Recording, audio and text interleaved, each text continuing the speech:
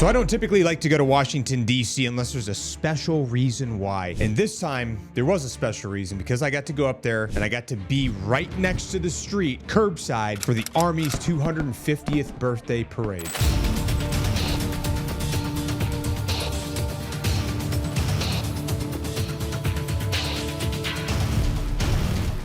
So today we're going to be talking about the Army's 250th birthday parade. I was able to go there and view it and be a part, not be in the parade, but be at the parade, like right there curbside, so I could see everything and see all the cool uniforms and all of the traditional fatigues that were worn in wars fought a long time ago, back in like the Revolutionary War, the Civil War, World War I, World War II, Desert Storm, and then current day military uniforms for the Army. The Army was originally founded on June 14th of 1775, which I wasn't very familiar with because I'm not in the Army, so I don't typically know as much of their history as I should. Although that's not an excuse. We should probably know that kind of stuff because it's the greatest army on planet Earth, so I should probably know that. So June 14th, 1775, write that down, stick it on your fridge, save it for later. It was a major event that was celebrating veterans, active duty service members, and the Army's history is the oldest branch of the U.S. Armed Forces because the Army was formed before the rest of the branches. Like, for example, the Marine Corps wasn't founded until November 10th of 1775. And that's just one, right? Now, the parade coincided with Flag Day and also the 79th birthday of President Donald Trump, which kind of stirred a little bit of controversy because some people were trying to interpret it as being like a celebration that he was throwing for himself, but it really wasn't. It was all about the troops. It was all about the history of the Army. It was all about bringing folks together from the veteran and active duty community to celebrate the 250th anniversary of the Army. And despite what you may have seen on social media, that's what it was all about while we were there. The president played a very small role in the whole event in general. So the parade ran along Constitution Avenue, northwest from 23rd Street to 15th Street, starting at the Pentagon and moving towards the National Mall. The viewing areas included the parade route and Washington Monument grounds. Now, the events of the day began with a wreath-laying ceremony in Arlington National Cemetery at 8:15 a.m. And then the Army's birthday festival on the National Mall, which was between 7th and 12th Streets Northwest, ran from 11 a.m. until 6 p.m., which is where I got extremely sunburned at because I was out there filming interviews all day and talking to people and taking pictures and stuff like that, which was awesome. There's a lot of really cool people out there. If you took a picture of me, I was happy to meet all of you. It was a really good time. I really enjoyed meeting each and every one of you. I appreciate everybody that took the time to do a short interview with me. That was awesome as well. Now, the Army Birthday Festival featured interactive exhibits, including like fitness competitions, military equipment displays. Like they had a M109 Paladin mobile artillery piece out there. They had air defense systems out there. They had Bradley infantry fighting vehicles out there. They had howitzer cannons. They had Black Hawk helicopters. They had Apaches out there. And there was people all over the place. They're just taking pictures with all these things. They're getting to check out all of the equipment. There was also a Bell Victor 280 Valor display with a full-size Bell Victor 280 right there with a bunch of folks that work from Bell that I was able to talk to. That's pretty exciting because the Bell Victor 280 Valor is going to be the next generational assault aircraft. That's pretty cool. It's designated the MV-75 and it's going to replace the UH-60 Blackhawks, which is like, you know, RIP, but this is going to be a whole new deal. It's going to be exciting. In any case, the parade ended up starting at about 6 p.m. and it was followed by a concert at the Ellipse at 7:30 p.m. and then a fireworks display. Over 6,600 soldiers were marching through the streets of Washington, D.C., including troops in historical uniforms from the Revolutionary War to modern times, representing every Army division, National Guard, Army Reserve, and ROTC. The parade also featured 128 vehicles, including 28 M1 Abrams tanks, 28 Bradley fighting vehicles, 28 Strykers, and 4 Paladin howitzers. They also had 49 separate aircraft conducting flyovers during the parade. And then they also had 34 horses, 2 mules, and a blue heeler named Doc Holliday, which is the only dog that I saw in the entire parade. In addition to that, they also had the Army's Golden Knights parachute team performing a landing on the Ellipse to present a flag to the president. And bottom line, it was a big deal. It was a huge event. There was tons of people there. I think attendance was a little bit lower than they had projected, which they had projected 200,000 people, but there was a little bit less because it was kind of overcast and it was supposed to rain. So a lot of people didn't show up because they were concerned about rain. However, it was still pretty packed. And you'll see in the video, when you look back, I show like how many people were standing around on the grass over by the Washington Monument. There was quite a few people out there. Now, the Army estimated that the costs of this event were between $25 million and $45 million, including a $16 million price tag for road damage from heavy vehicles, which they were mitigating with metal plates and tank track pads. But they had a bunch of corporate sponsors to help fund some of this stuff, including Oracle, Amazon, Lockheed Martin, Coca-Cola, and many others. The event was designated a national special security event, requiring significant federal and local security resources, though the exact security costs weren't disclosed. And I can tell you right now, the Secret Service were crushing it out there because they had that place locked down, dude. Good luck trying to get past all these people. They were patrolling all of the walled off areas with patrol cars the entire duration of the whole day. On top of that, they had armed Secret Service officers at every single entry and exit point. Anyway, I filmed most of the parade, at least the parts that you would probably find most interesting. I've uploaded them into this video so you guys can see what it was like right on the curbside, and rather than from like a news station's perspective, just from me, average Joe's perspective. So let's check it out.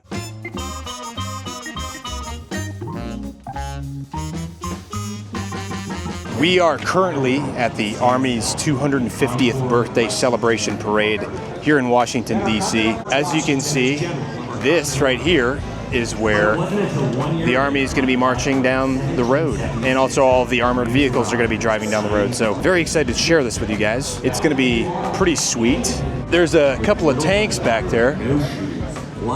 Probably see them. It's going to be an interesting event. So they got Secret Service lining and the Metropolitan Police, the U.S. Park Police. It is going to be freaking amazing. Look at this. Nuts. So I'm very excited. I'm also very sunburned, extremely sunburned. Also, here's Dylan Page. Look at this handsome young man. Also, this is Dylan's girlfriend. Very nice couple from the UK. Come to here to watch the American TV show. We love it. Yeah, our favorite reality show is America. It is basically the world's reality show.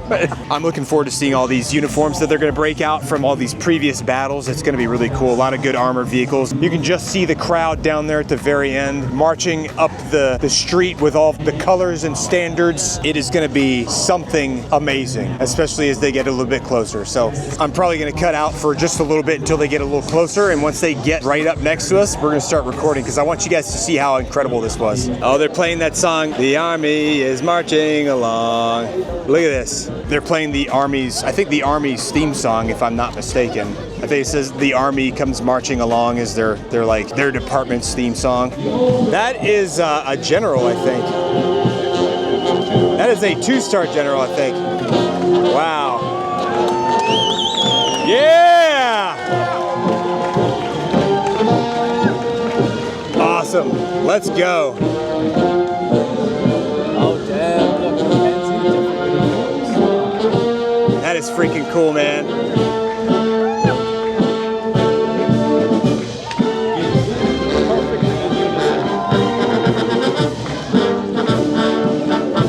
This is what you call pomp and circumstance, but it's freaking awesome. That's so cool, man. Look at the Revolutionary War. Revolution War uniforms.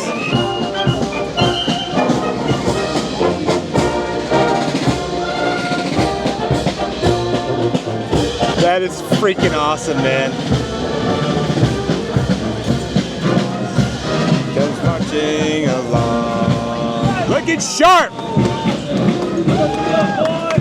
The honor guard. Let's go. Man. So yeah, it's officially begun. And look at this. Oh, man. Oh, popping some sticks. All right. Now you've got different. Look at that. That is cool.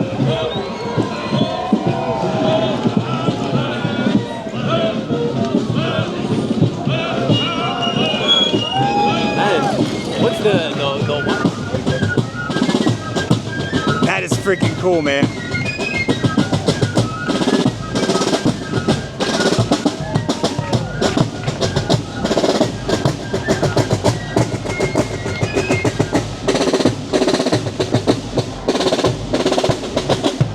Let's go.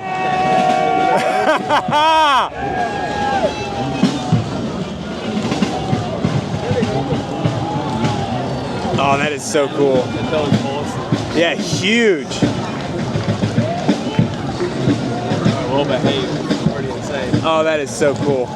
More colonists. More colonists here. That's so cool, man. They're a lot more like just trudging. Yeah, just trudging. That is awesome. Like all the outfits. Yeah. The Union troops. That is cool. It's not every day that you get to see this type of thing. Current day uniforms. Nope. Now they're marching.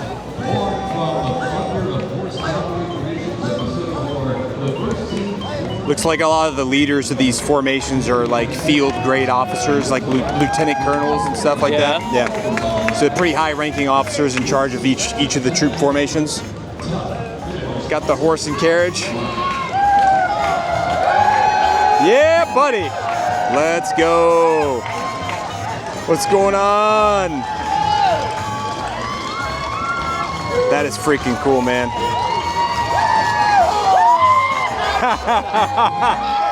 I appreciate the enthusiasm. Oh, they got a dog too. Nice. They did say there was one dog. The one dog. Let's go. Only dog in the entire. 1st Cavalry Division, Fort Cavazos Horse Detachment, Texas. Check out this sick ride, dude. Nice. Damn, Elon just dropped a new Tesla. 1914. Beautiful. Pretty sure that's electric. That's World War I behind them. Yeah, you can tell by the flat brim hat, the flat brim helmet. Damn, now we've got World War I. Yeah. Moving up in the timeline. They used to, and what they would call them, they were nicknamed Doughboys. Doughboys? Doughboys is what they nicknamed them back Why? then. Because of the hat? Because of like, I don't remember exactly. I think it's because of like how many casualties were being taken.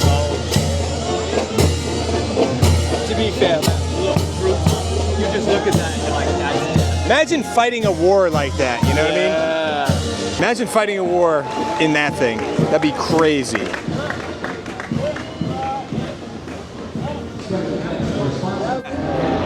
Damn, that is insane. What are those? It's tough to say. It's hard to see it, I'm not sure. Which is a very old, the two planes on the side, and that might be a B-2 bomber. Those are antiques, if I'm not mistaken. I don't know where this uniform is from, and maybe it looks like World War I, but I don't know. Maybe like It's like a whole encyclopedia. yeah, a different position. They remind me of like the Canadian Mounties. Yeah. That's what makes me think of. Damn, what is that? Cannon? That is a cannon. What is that? Look at that vehicle. My man has a thick beard. Big, thick white beard. Look at that. He's just living his best life, you know? That uniform is World War II. The one that in the Jeep, yeah, the one in the Jeep, that's World War II. Their helmets came down a little bit. Yeah, that's unmistakable. Yeah. Basically, there's no signal anywhere. Nobody has any cell phone service because they wanted to prevent any issues. And I completely understand for national security. So, anyway, here's the 82nd Airborne Band. Let's go!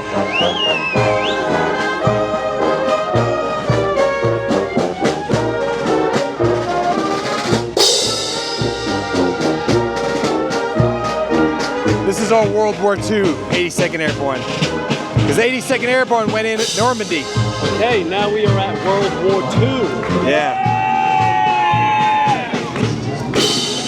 That's freaking awesome, man. See the helmets go down all the time. They're very proud of being airborne. Everybody is. Yeah. Yeah. I can imagine, to be fair. Some very tall America's soldiers in the front. He's so crazy.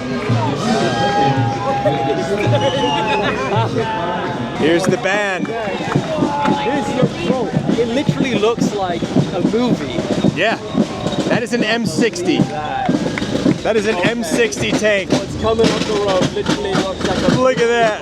You know those black and white pictures? It looks like my eyes are seeing that. This is, I think, World War II we had Sherman, or M60s. I might be wrong. Oh my God. I'm pretty sure we did. That is so surreal to see that. Yeah. One of the big defining features for the M60 is how high up it sits. See how high up the tracks are? Let's go. Crazy, it's still operating. Yeah. I think that's a half track. I think it's referred to as a half track. God, yeah, look at that. Yeah. Half tank, half car. Basically. Oh yeah, there's some real thick diesel on this boy. Damn, what is that? I'm not sure what that's called. It looks like some Star Wars stuff. Yeah. It looks like World War II era as well. You can smell the diesel fuel on that stuff right there for sure. Some more traditional World War II uniforms. And I think we're just getting started from what I understand.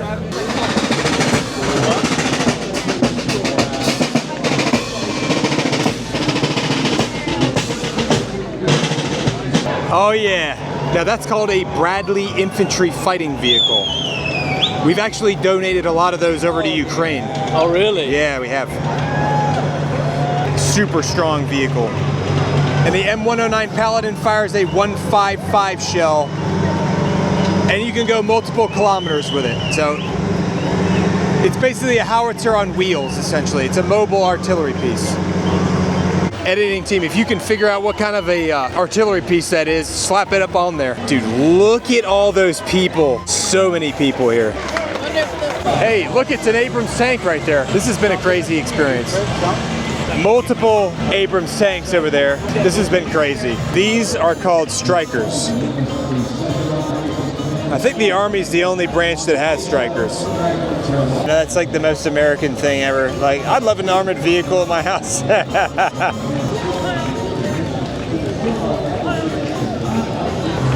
Another Bradley. Look at this. More Bradley infantry fighting vehicles right there. And directly behind them, some Abrams tanks and some Humvees. M1A1 Abrams. JLTV, Joint Light Tactical Vehicles. So if I'm being honest, I have no idea what type of an armored vehicle is that's coming up, but I'm curious to see what it looks like up close. Bunch of robot dogs. That is some very unique looking stuff right there. To you by Boston Dynamics. Robot dogs. Robot dogs is a new addition to the Army parade. And that looks like an autonomous vehicle right there. I've never seen anything like that.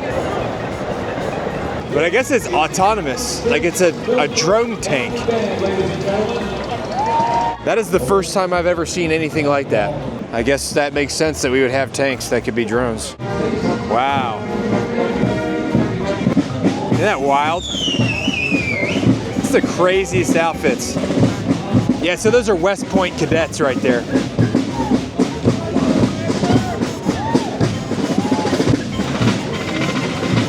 Oh, that's the Citadel? Oh, nice. I need to go visit them. The Citadel is another military academy in South Carolina, in Charleston. Oh, yeah.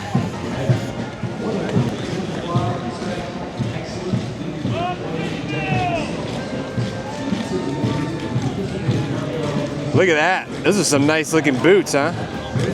You don't see that anywhere else. Imagine, oh yeah, walking and all that. So the President of the United States just re-enlisted 100 soldiers. He read the oath of re-enlistment to them, and they recited it back. So he just re-enlisted 100 soldiers over there. They're gonna remember that for the rest of their life, dude. That's gonna be insane. Young people who just re-enlisted, they're extremely excited.